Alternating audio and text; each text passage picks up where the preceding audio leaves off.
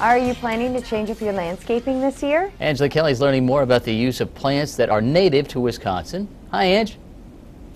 Hi, good morning, Pete and Rachel. I'd like to introduce you to Janelle Mary. She is a member of the Wild Ones Wolf River chapter. Good morning to you. Good morning. Tell us what the mission is of Wild Ones. Well, it's quite simple. We just promote the use of native plants in landscaping.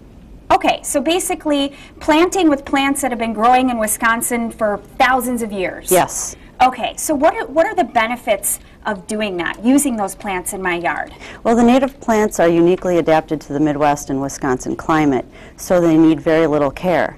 They're very hardy, they winter over very well, and you don't have to add fertilizer to them, and there's very little maintenance involved, very little watering needed. Once they get established, there's very little that you need to do. So they almost kind of save me money and they save me hassle. Yes, they do. Also draw a lot of different like wildlife, well not like, you know, like bees. Bees, butterflies, hummingbirds, you betcha. In fact, some of these plants are very much favorites of hummingbirds. Okay, let's talk about each of them. This one is really pretty.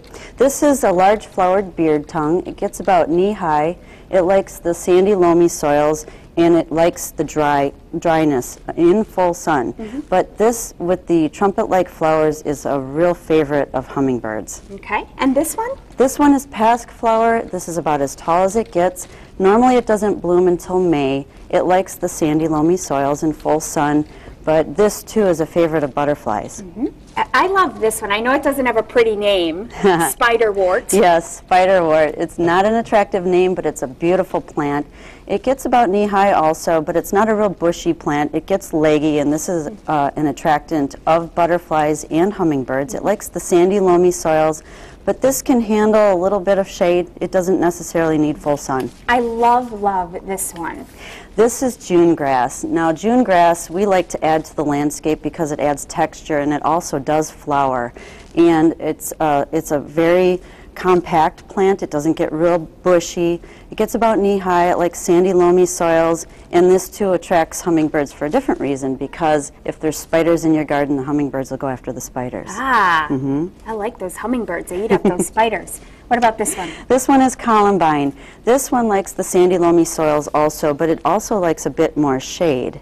So this will grow in a more shady spot. It is a favorite of hummingbirds as well. And real quick, Janelle, before we go, tell us about a free event coming up where people can learn more about this. Yes, the Wolf River Wild Ones is sponsoring a free talk in Shawano on April 18th at the City Hall. Donna Van Buchen is our director of Wild Ones. She's going to be talking about using native plants in landscaping. Fantastic.